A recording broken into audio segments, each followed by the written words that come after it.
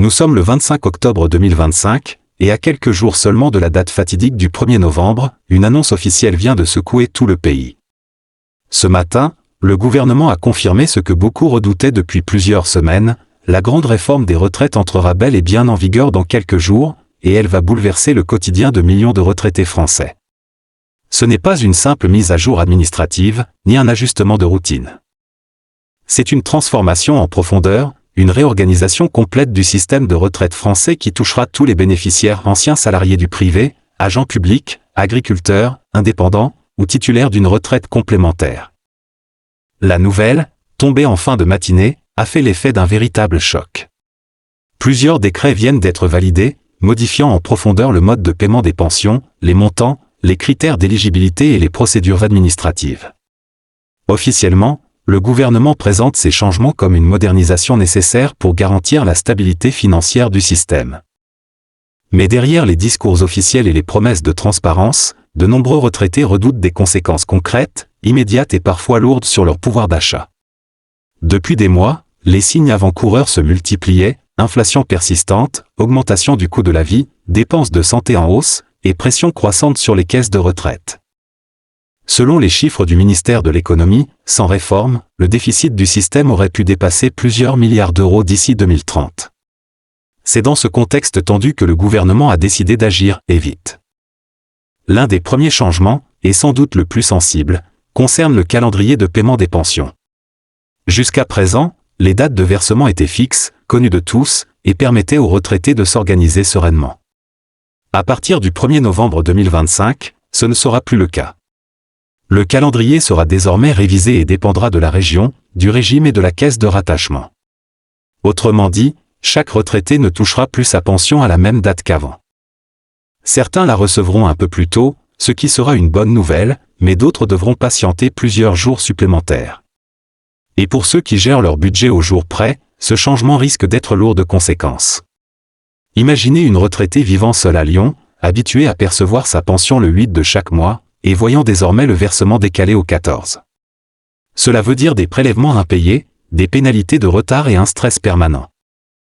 Les associations de retraités tirent déjà la sonnette d'alarme, tandis que le gouvernement affirme que ce nouveau calendrier permettra d'éviter les retards et d'assurer une meilleure répartition administrative.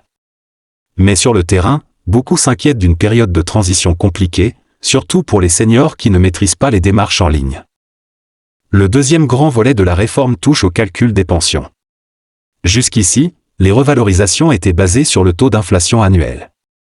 À partir du 1er novembre, un nouveau mode de calcul entrera en vigueur, prenant en compte un indicateur plus large du coût de la vie réelle des seniors.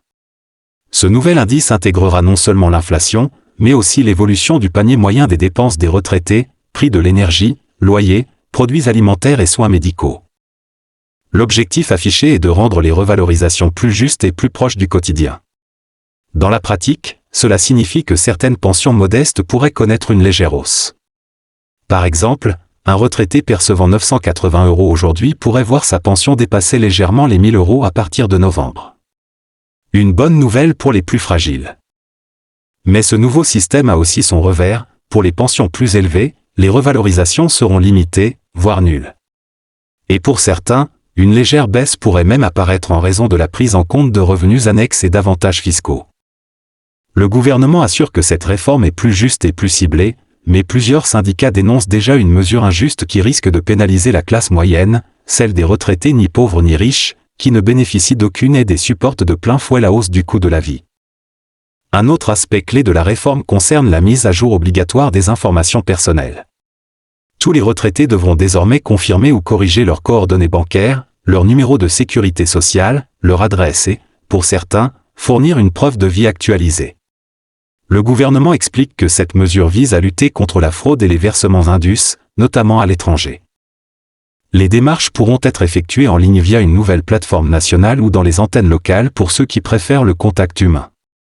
Mais cette nouveauté suscite beaucoup d'inquiétudes, surtout parmi les retraités âgés ou isolés, peu à l'aise avec le numérique. De plus, depuis quelques jours, de faux messages circulent déjà sur Internet, de prétendus emails officiels demandant de mettre à jour son dossier retraite.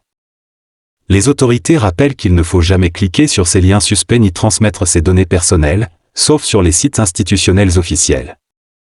La réforme comprend aussi une dimension santé, avec le lancement dès novembre d'un nouvel espace en ligne appelé Mon Espace Retraité Santé.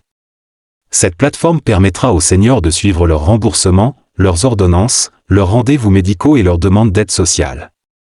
Le gouvernement présente cette innovation comme une avancée majeure pour simplifier la vie des retraités. Mais beaucoup s'interrogent, qu'en sera-t-il pour ceux qui n'ont pas d'accès à Internet ou qui ne maîtrisent pas les outils numériques ? Dans certaines zones rurales où la connexion est encore instable, de nombreux retraités risquent d'être exclus de ce nouveau système. Des élus locaux demandent déjà la mise en place de points d'aide numérique, tandis que les associations craignent une fracture administrative grandissante entre les seniors connectés et ceux qui ne le sont pas. En parallèle, les aides sociales liées à la retraite vont elles aussi être revues.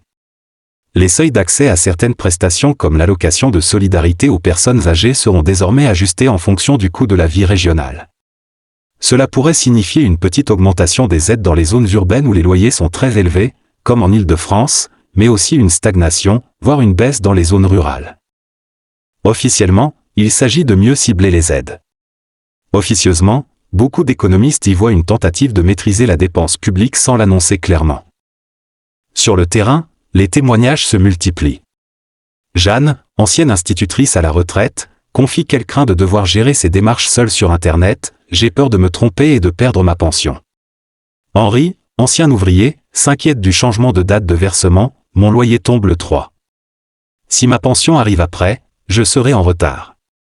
Ces inquiétudes sont largement partagées dans tout le pays.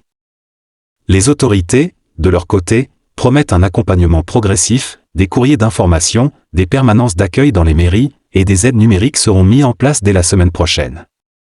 Mais beaucoup estiment que le problème n'est pas seulement l'information, mais la complexité croissante du système. Aujourd'hui encore, un retraité sur 3 en France n'utilise pas Internet régulièrement. Pour eux, chaque nouvelle démarche numérique devient une épreuve. Cette réforme, à quelques jours de son entrée en vigueur, représente bien plus qu'un ajustement technique. C'est un tournant dans l'histoire sociale de la France. Après avoir repoussé l'âge légal de départ, le gouvernement s'attaque maintenant à la structure même du système. Chaque euro dépensé devra être justifié, chaque dossier vérifié, chaque bénéficiaire identifié. Pour certains, c'est une étape nécessaire vers un système plus efficace. Pour d'autres, c'est le signe d'une déshumanisation progressive où la technologie remplace le contact humain. Dans quelques jours seulement, le 1er novembre 2025, tout changera. Des millions de virements seront effectués selon de nouvelles règles, des montants seront ajustés, et des démarches devront être accomplies. Dans les cafés, les marchés, les maisons de retraite ou les villages, les conversations tourneront autour d'un même sujet, cette réforme que certains jugent inévitable et que d'autres estiment injuste. Une chose est certaine, rien ne sera plus comme avant. À l'approche de cette date, chaque retraité doit se préparer, vérifier ses informations, anticiper les éventuels décalages de paiement, et surtout, ne se fier qu'aux sources officielles. Car ces changements, aussi techniques qu'ils paraissent, auront un impact très concret sur la vie de millions de Français. Le compte à rebours est lancé, dans une semaine exactement, le système de retraite français basculera dans une nouvelle ère, plus numérique, plus contrôlée, mais aussi plus exigeante.